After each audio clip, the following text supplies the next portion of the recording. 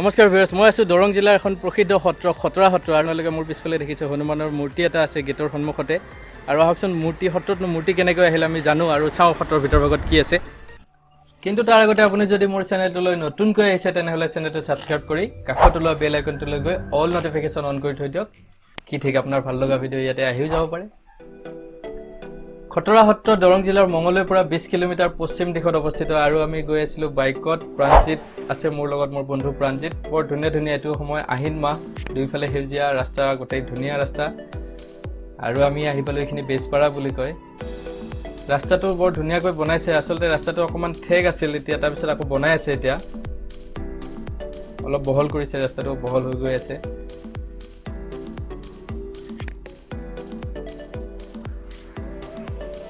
আৰু এনেকৈ আমি আহি পালোঁ পথৰু ঘাট বা পাথৰী ঘাট। আৰু এয়া হৈছে পথৰু ঘাটৰ ৰণত কৃষক বিদ্ৰোহত যিসকল লোক শ্বহীদ হৈছিল তাৰ কাৰণে এটা স্মৃতিসৌধ বনোৱা আছে ইয়াতে, আৰু এইখিনি গেষ্ট হাউচ বা তেনেকুৱা ধৰণৰ আছে। পথৰু ঘাটৰ ৰণৰ বিষয়ে সকলোৱে জানে। মই পিছত এটা ভিডিঅ' ইয়াৰ কাৰণে ছেপাৰেটকৈ এটা বনাম, কিন্তু আজি তাড়াতাড়ি যাওঁ আমাৰ গন্তব্যস্থান খতৰা সত্ৰ।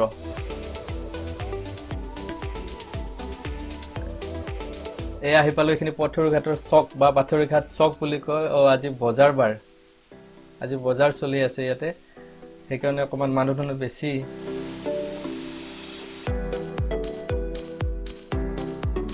আৰু এই অতুলখনে মোক বৰ ডিষ্টাৰ্ব কৰি আছে। অতুল ইয়াক তাড়াতাড়ি পাৰ কৰি যোৱাই ভাল হ'ব।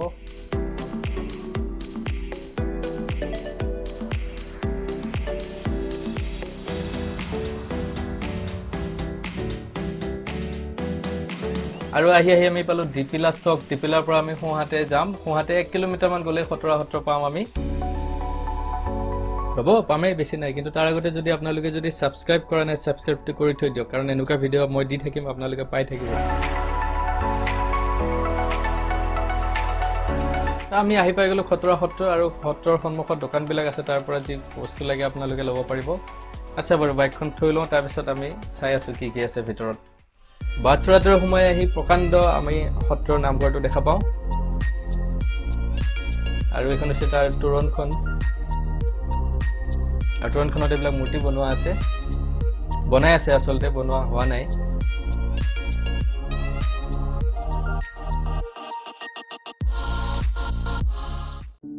তাৰপিছত বলক ভিতৰত সোমাই যাওঁ। ভিতৰত সোমোৱাৰ লগে লগে দুটা প্ৰকাণ্ড সিংহই আপোনালোকক স্বাগতম জনাব।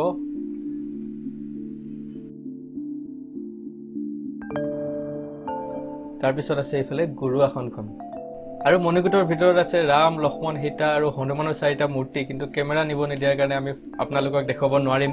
বিকজ আমি সকলোৱে জানো যে সত্ৰবিলাকত সত্ৰাধিকাৰ থাকে, আৰু সত্ৰাধিকাৰে সত্ৰখন পৰিচালনা কৰে। কিন্তু আমাৰ খতৰা সত্ৰত কি? খতৰা সত্ৰত কোনো সত্ৰাধিকাৰ নাই। ইয়াতে এখন পৰিচালনা সমিতি আছে, সমিতিৰ দ্বাৰা সত্ৰখন পৰিচালনা কৰা হয়। আৰু মোৰ লগত আছে সত্ৰৰ পৰিচালনা সমিতিৰ সম্পাদক, তেখেতে দুআষাৰ মই সত্ৰখনৰ বিষয়ে জানিব বিচাৰিম তেখেতৰ পৰা। হয়, সত্ৰখনৰ বিষয়ে কওকচোন অকণমান। তেওঁ উৎপত্তি বা কিয় পৰিচালনা সমিতিৰ দ্বাৰা পৰিচালনা কৰা হয়, এইখিনি অকণমান কৈ দিয়কচোন আপুনি। নমস্কাৰ। এয়া দৰঙৰ ঐতিহাসিক খতৰা সত্ৰ। দৰঙৰ ঐতিহাসিক খতৰা সত্ৰ প্ৰতিষ্ঠা কৰিছিলে মহাপুৰুষ মাধৱদেৱৰ প্ৰপন্ন শিষ্য লেচাগুণীয়া গোবিন্দ আটাই 1568 খ্ৰীষ্টাব্দত। আৰু সেই প্ৰতিষ্ঠা কালৰ পৰাই বৰ্তমান পৰ্যায়লৈকে খতৰা সত্ৰখনত সম্পূৰ্ণ গণতান্ত্ৰিক পদ্ধতিৰে পৰিচালিত হৈ আহিছিলে। সেই সময়ত গোবিন্দ আটাই নিজেই সত্ৰখনৰ সিংহভাগ কাম নিজে পৰিচালনা কৰিছিল, আৰু পৰৱৰ্তী পৰ্যায়ত তেখেতৰ অৱৰ্তমানত সত্ৰসমূহৰ ভক্তসকলে বিজ্ঞজনে খতৰা সত্ৰৰ পৰিচালনাৰ দায়িত্ব লৈছিল। আমাৰ সত্ৰৰ সমিতিৰ কাৰ্যকাল 2 বছৰীয়া, আৰু অসমৰ সত্ৰসমূহৰ ভিতৰত খতৰা সত্ৰ সঁচা অৰ্থত এক ব্যতিক্ৰমধৰ্মী সত্ৰ। যে ইয়াৰ প্ৰধান কথাটো হৈছে যে ইয়াৰ সত্ৰাধিকাৰ নাই, ই সম্পূৰ্ণ গণতান্ত্ৰিক পদ্ধতিৰে পৰিচালিত হয়। আৰু বৈষ্ণৱ ব্যৱস্থাত আচলতে মূৰ্তি বা বিগ্ৰহৰ ব্যৱস্থা নাই। তৎসত্ত্বেও যদিও খতৰা সত্ৰত আমাৰ মূৰ্তি আছে, এইকেইটা সত্ৰ প্ৰতিষ্ঠা কালত একমাত্ৰ সত্ৰখন প্ৰতিষ্ঠাৰ স্বাৰ্থতেই এই মূৰ্তিকেইটা অনা হৈছিলে বৰপেটাৰ পৰা। কিন্তু আমাৰ মূৰ্তিৰ ওচৰত তেনেধৰণৰ কোনো পূজা সেৱা কাৰ্য নহয়। আমাৰ সত্ৰৰ সম্পূৰ্ণ বৈষ্ণৱ পদ্ধতিত গুৰু আসন, আমাৰ 7 খলপীয়া গুৰু আসন আছে। গুৰু আসনৰ আগত আমাৰ সম্পূৰ্ণ শৰাই অৰ্পণ বা নাম কীৰ্তন আদি সম্পূৰ্ণ কৰা হয়। গতিকে এইটো এটা মানে ব্যতিক্ৰমধৰ্মী বুলি ক'ব লাগিব খটৰা সত্ৰ আৰু অন্য অৰ্থাৎ মানে এইটো আমি ক'ব পাৰিম যে সত্ৰ এইকাৰণেই ব্যতিক্ৰমধৰ্মী যে বৈষ্ণৱ আদৰ্শত প্ৰতিষ্ঠিত যদিও ভক্তসকলৰ ক্ষেত্ৰত কিন্তু সত্ৰই সদায় উদাৰ নীতি বহন কৰি আহিছে। ইয়াতে শাক্ত শৈৱ বৈষ্ণৱ দানপত্য সকলো শ্ৰেণীৰ ভকতে খটৰা সত্ৰ দৰ্শন কৰে। আৰু এই সত্ৰৰ ঐতিহ্য বা ইতিহাস বুলি ক'লে দৰঙী কোচ ৰজা ধৈৰ্যনাৰায়ণ আৰু চন্দ্ৰনাৰায়ণ দেৱৰ যি সত্ৰৰ প্ৰতি মানে আকুণ্ঠ সমৰ্থন বা ইয়াত মানে স্থাৱৰ সম্পত্তি ভূমি বা কাঁহ পিতলৰ বাচন বৰ্তন সোণ সুবৰ্ণ আদি দান দিছিলে আৰু সেই সময়ত খটৰা সত্ৰৰ আনকি ৰাজহতো মানে ৰেহাই দিছিলে। গতিকে আৰু পৰৱৰ্তী পৰ্যায়ত আমি দেখিছোঁ যে ব্ৰিটিছ শাসনৰ সময়ত সেই সময়ৰ ব্ৰিটিছৰ মানে তহচিলদাৰ পথৰুঘাটৰ মহম্মদ দিদাৰুদ্দিন বৰাদেৱে সত্ৰৰ কীৰ্তনঘৰ ভাগি পৰাত ৰাইজৰ সহযোগত পুনৰ নিৰ্মাণত অংশগ্ৰহণ কৰিছিল বা আগভাগ লৈছিল। গতিকে সেইফালৰ পৰা আমি এটা কথা ক'ব পাৰিম যে বৰ্তমান সময়ত দেশত যিটো জাত পাত ধৰ্ম বিভিন্ন ধৰণৰ কথাবিলাক চলি আছে, এই ক্ষেত্ৰত কিন্তু সেই ব্ৰিটিছ শাসনৰ সময়ত এই তাহানিতে মহম্মদ দিদাৰুদ্দিন বৰাদেৱে এক নিদৰ্শন দাঙি ধৰিছে যে খটৰা সত্ৰ সমন্বয়ৰ হেতু। গতিকে ইয়াত সকলো শ্ৰেণীৰ মানুহে সেৱা ল'ব পাৰে বা সত্ৰৰ উন্নয়নৰ ক্ষেত্ৰত সমভাগী হ'ব পাৰে। প্ৰাক্তন মন্ত্ৰী ডক্টৰ জয়নাথ শৰ্মাদেৱৰ এই যদি বৃহৎ আকৃতিৰ কীৰ্তনঘৰ, এই কীৰ্তনঘৰ নিৰ্মাণৰ ক্ষেত্ৰত প্ৰভূত অৱদানটো তেখেতৰ আছে বা ইয়াত এটা আমাৰ সন্মুখত ৰাজহুৱা মঞ্চ এটা কৰি দিছে। অতিথি গৃহ নিৰ্মাণৰ সময়তো তেখেতে আমাক ধনৰ মানে অনুদান দিছিলে আৰু তুলনামূলকভাৱে এটা মানে সামান্য পদত থাকি দৰং জিলা পৰিষদৰ সদস্য হেমন্ত কুমাৰ ডেকাদেৱে কিন্তু ইয়াতে এটা অতিথি গৃহ নিৰ্মাণৰ কাৰণে 1,25,00,000 টকা দিছিল। গতিকে সেইখিনিতে কিছু আন্তঃগাঁথনি টনকিয়াল হৈছে। কিন্তু আমাৰ বিগত বছৰ পাছেদি মহোৎসৱৰ সময়ত অসমৰ বিত্ত আৰু স্বাস্থ্য মন্ত্ৰী ডক্টৰ হিমন্ত বিশ্ব শৰ্মাদেৱে আহিছিল।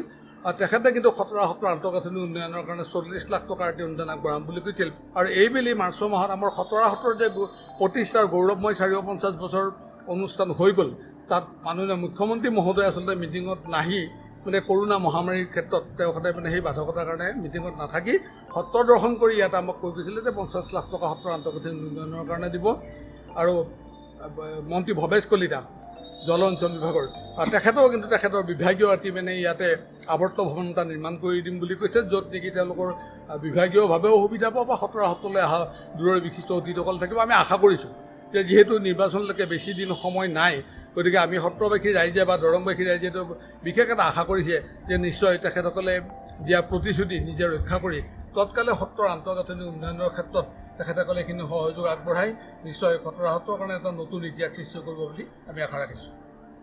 হয়, ধন্যবাদ, তেখেতলৈ ধন্যবাদ জনাইছোঁ। আৰু এটা কথা মই জানিব বিচাৰিম যে ইয়াতে বেলেগ বেলেগ সত্ৰত আমি দেখা পাওঁ সত্ৰৰ চাৰিওফালে হাতীবিলাক থাকে, তাতে ভকতসকল বা তেওঁলোকে গাৰ্হস্থ জীৱন পৰিহাৰ কৰি তেওঁলোকে থাকে। ইয়াত তেনেকুৱা কিবা ব্যৱস্থা আছে নেকি? নাই, আমাৰ সত্ৰটো আমি আগতেই ক'লোঁ যে সম্পূৰ্ণ গণতান্ত্ৰিক প্ৰক্ৰিয়াত চলা সত্ৰ। ইয়াত সত্ৰাধিকাৰ নাই। আমাৰ হাতী আছে, কিন্তু হাতী থাকিলেও হাতীত তেনেকুৱা কেৱলীয়া ভকতে বাস কৰিব, তেখেতসকলে সত্ৰত নাম কীৰ্তন কৰিব তেনেকুৱা নহয়। আমাৰ খটৰা সত্ৰসমূহৰ ভিতৰত উপকণ্ঠ অঞ্চলত যিসকল অলপ ঈশ্বৰ সেৱাৰ প্ৰতি আগ্ৰহী বা তেওঁলোকৰ মানে ঈশ্বৰ সেৱাৰ প্ৰতি শ্ৰদ্ধা আছে, তেখেতসকলে আগ্ৰহ কৰিছে আৰু ৰাইজে তেনেকুৱাকৈ আমাৰ 10-12 গৰাকী ভকত মানে প্ৰতি বছৰৰ কাৰণে মনোনীত কৰে আৰু তেখেতসকলে বিনা পাৰিশ্ৰমিকতে। আমি সাধাৰণভাৱে তেখেতসকলক মাত্ৰ য'ত কিঞ্চিত আমি তেখেতসকলক এটা সামান্য মাননি দিওঁ আৰু এই মানে বছৰত তেখেতসকলক পৰিধান কৰা বস্ত্ৰখিনি দিওঁ। গতিকে সেই সামান্য মাননিতে তেখেতসকলে সত্ৰৰ একদম ৰাতিপুৱাৰ পৰা এই নাম কীৰ্তন শ্ৰদ্ধৰ প্ৰসংগ গোটেই সেৱা কাৰ্যখিনি তেখেতসকলে কৰে। গতিকে তেখেতসকল কোনো ধৰণৰ ইয়াত কৰ্মচাৰী বুলি ক'ব নোৱাৰি, তেখেতসকলে চেষ্টাই এই কামখিনি কৰে। আৰু ইয়াতে মানে যিখিনি প্ৰতিবেশী মানে লোক আছে তাৰে বেছি সাধাৰণতে বয়সস্থ মানুহখিনি আহি নাম কীৰ্তন অংশগ্ৰহণ কৰে। কিন্তু অন্যান্য সত্ৰ যেনেধৰণে সত্ৰাধিকাৰ আছে বা কেৱলীয়া ভকত আছে, গাৰ্হস্থ্য সত্ৰ আছে, আমাৰ সত্ৰ তেনেকুৱা সত্ৰ নহয়। ইয়াত এইখন সত্ৰ উদাৰ সত্ৰ, নিকা সংহতিৰ সত্ৰ। গতিকে ইয়াতে অন্য সত্ৰৰ দৰে তেনেকুৱা ব্যৱস্থা নাই। গতিকে আমাৰ এতিয়া আপুনি দেখিছে যে আমাৰ ভকতসকল বহি আছে, তেখেতসকলে দিনে নিশাই সত্ৰ দৰ্শনাৰ্থী বা ভকতসকলৰ কাৰণে সেৱা কাৰ্যত জড়িত হৈ থাকে। আৰু আমিও এই কথাতে মানে ধন্য মানুহ যে সত্ৰ দৰ্শন কৰিব অহা ভকতসকলেও বা দৰ্শনাৰ্থীসকলেও আমাৰ এখেতসকলৰ ভকতসকলৰ সেৱা কাৰ্যত সন্তুষ্ট হয়। গতিকে আমি সেই ক্ষেত্ৰত যিসকলে খটৰা সত্ৰ দৰ্শন কৰিবলৈ অহা নাই সেইসকলক আমি সত্ৰ সমিতিৰ তৰফৰ পৰা আহ্বান জনাইছোঁ, আপোনালোক আহক, সত্ৰ দৰ্শন কৰক বা ঈশ্বৰৰ পৰা আপোনালোকে কৃপাধন্য হ'ব বা আমাৰ ভকতসকলৰ লগত বহি ধৰ্মীয় বা আধ্যাত্মিক কথা পাতিব পাৰিব।